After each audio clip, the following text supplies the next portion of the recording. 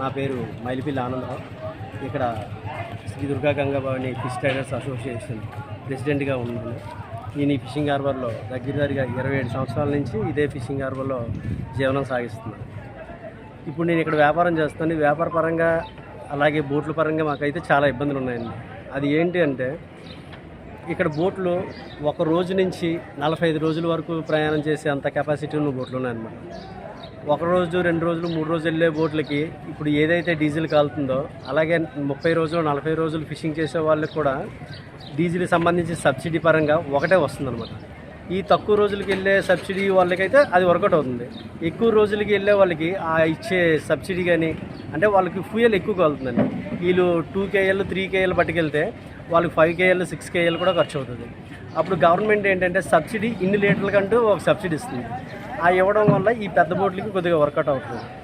గత ప్రభుత్వంతో పోల్చుకుంటే ఈ ప్రభుత్వం సబ్సిడీ పరంగా కొద్దిగా పెంచి బాగానే ఇస్తుంది. కాకపోతే ఇప్పుడున్న ఈ డీజిల్ రేట్లని బేస్ చేసుకొని అది వర్కౌట్ అవుతుంది.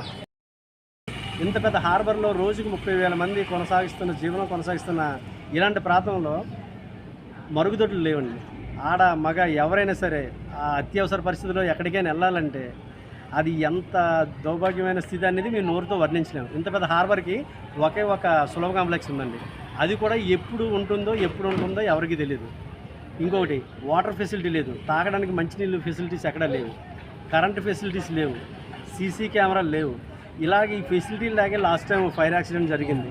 ఆ టైంలో ఫైర్ ఫైటర్స్ అక్కడి నుంచో రావాలి.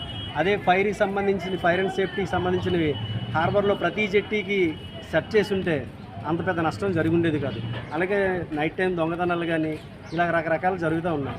ఇవన్నిటికీ మెయిన్ కారణం ఏంటంటే హార్బర్ మీద ఈ వచ్చే ఆదాయం గవర్నమెంట్ తీసుకుంటుంది, సెంట్రల్ గవర్నమెంట్ స్టేట్ గవర్నమెంట్ ఏదైనా. కానీ దానికి కావాల్సిన సదుపాయాలు మాత్రం ఎక్కడ ఇచ్చేయట్లేదు. ఒక టౌన్లో చిన్న మార్కెట్ కడితే మార్కెట్ చుట్టూ సీసీ కెమెరాలు, లైటింగు, వాళ్ళకి సబ్సిడీ రుణాలు ఇలా రకరకాలు ఇస్తూ ఉంటుంది. కానీ ఈ హార్బర్కి వచ్చేటప్పటికి మత్స్యకారుల వరకు వచ్చేటప్పటికి ఈ చిన్న చూపు ఏంటనేది మాకు ఇప్పటికీ అర్థం అవ్వట్లేదండి. అలాగే మాకు కూడా ఏ ఒక్క వ్యాపారస్తుడికి కదా మీకు సబ్సిడీ రుణాలు కానీ లేకపోతే మా గవర్నమెంట్ కానీ మా బ్యాంక్ కానీ మీకు రుణాలు ఇస్తుందండి, రుణాలు తీసుకోండి అని కానీ ఇప్పుడు వచ్చి ఎవరికీ ఏమీ లేదు. కాబట్టి ఏదైతే ఉందో ఈ హార్బర్కి కావాల్సిన మౌలిక సదుపాయాలన్నీ, వ్యాపారస్తులకు కావాల్సిన సదుపాయాలు, బోటు ఓనర్లకు కావాల్సినవన్నీ మీరు ఒక మానవతా దృక్పథంతో వీటిని సమకూరిస్తే మా మత్స్యకారులందరూ మీ యొక్క గవర్నమెంట్కి మీకు మేము ఎల్లవెల్ల ధన్యులై ఉంటాం.